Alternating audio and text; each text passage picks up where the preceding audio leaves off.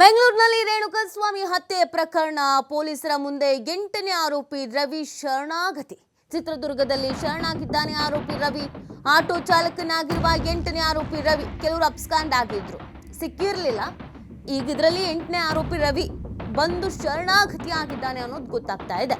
ಆಟೋದಲ್ಲಿ ರೇಣುಕಾಸ್ವಾಮಿಯನ್ನ ಕರೆ ತಂದಿದ್ದ ಈ ರವಿ ನೋಡಿ, ಮೊದಲಿಗೆ ರೇಣುಕಾಸ್ವಾಮಿಯ ಚಲನವಲನದ ಸಿಸಿಟಿವಿ ದೃಶ್ಯಗಳು ಸಿಗ್ತಾ ಇದೆ.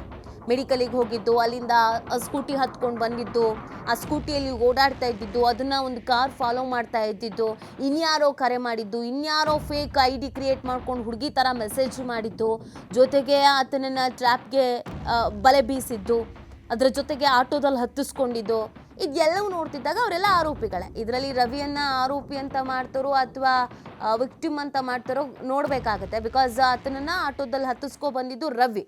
ಸೊ ಹೀಗಿರಬೇಕಾದ್ರೆ ರವಿಗೆ ಯಾರು ನೀನು ಆತನನ್ನು ಕರ್ಕೊಂಡು ಬಾ, ಈಗ ಆಟೋ ಡ್ರೈವರ್ಸು ಅಥವಾ ಈ ರ್ಯಾಪಿಡೋ ಅಥವಾ ಬೇರೆ ಬೇರೆ ಥರದಲ್ಲಿ ಏನು ಸೇವೆಗಳನ್ನ ಮಾಡ್ತಾ ಇದ್ದಾರೋ ಅವರಿಗೆ ಯಾರೋ ಫೋನ್ ಮಾಡಿ ಕರ್ಕೊಬಾರಪ್ಪ, ಇಂಥ ಜಾಗಕ್ಕೆ ಕರ್ಕೊಂಡು ಬಂದರೆ ನಾವು ನಿಮಗೆ ಇಷ್ಟಂತ ದುಡ್ಡು ಕೊಡ್ತೀವಿ ಅಂತ ಅಂದಾಗ ಸಹಜವಾಗಿ ಆಟೋ ಡ್ರೈವರ್ಸ್ ಆಗಿರ್ಬೋದು ಅಥವಾ ಯಾರೇ ಆಗಿರ್ಬೋದು ಕರ್ಕೊಂಡು ಬರ್ತಾರೆ. ಸೊ ಹಾಗಾಗಿ ಈತನನ್ನು ಸದ್ಯಕ್ಕೆ ನಾವು ಆರೋಪಿ ಅಂತ ಕರಿತಾ ಇದ್ದೀವಿ. ಪೊಲೀಸರು ಈತನನ್ನು ಸಾಕ್ಷಿ ಅಂತಲೂ ಮಾಡ್ಕೊಳ್ಬಹುದು. ಬಿಕಾಸ್ ನನಗೆ ಇಂಥವ್ರು ಕರೆ ಮಾಡಿ ಕರ್ಕೊಂಡು ಬಾ ಅಂದಿದ್ರು, ನಾನು ನನ್ನ ಸೇವೆ ಮಾಡ್ತಾ ಇದ್ದೆ, ಕರ್ಕೊಂಡು ಬಂದೆ ಅಂತ ಹೇಳಿದ್ರೆ ಈತನನ್ನು ಇಲ್ಲಿ ಸಾಕ್ಷಿ ಅಂತಲೂ ಕೂಡ ಮಾಡ್ಕೊಳ್ಬಹುದು. ಸೊ ಗೊತ್ತಿಲ್ಲ, ಈ ಬೆಳವಣಿಗೆಯಲ್ಲಿ ಈ A1, A12 ಅಥವಾ ಸಾಕ್ಷಿ ಇದೆಲ್ಲವೂ ಅದಲು ಬದಲು ಆಗುವಂಥ ಸಾಧ್ಯತೆಗಳು ಸಹಜವಾಗಿ ಇದ್ದೇ ಇರುತ್ತೆ.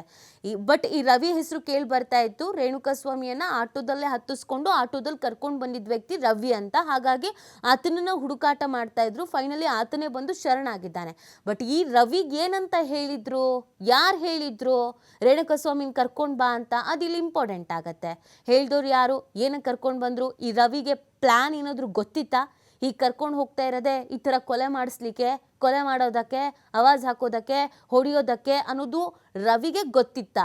ಅಥವಾ ಇವನ್ನ ಕರ್ಕೊಂಡು ಬಂದು ಬಿಟ್ಟರೆ ಇಷ್ಟು ದುಡ್ಡು ಕೊಡ್ತೀವಿ ಅಂತ ಏನಾದರೂ ಹೇಳಿದ್ರ? ಅದು ಕೂಡ ಇಲ್ಲಿ ಇಂಪಾರ್ಟೆಂಟ್ ಆಗುತ್ತೆ.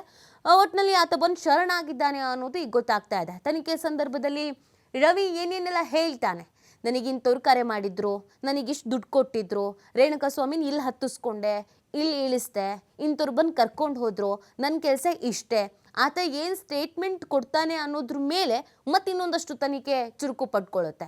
ಈಗ ರೇಣುಕಾಸ್ವಾಮಿ ಕೊಲೆ ಪ್ರಕರಣಕ್ಕೆ ಸಂಬಂಧಪಟ್ಟಂತೆ ಆಟೋ ಚಾಲಕ ರವಿ ಶರಣಾಗಿದ್ದಾನೆ.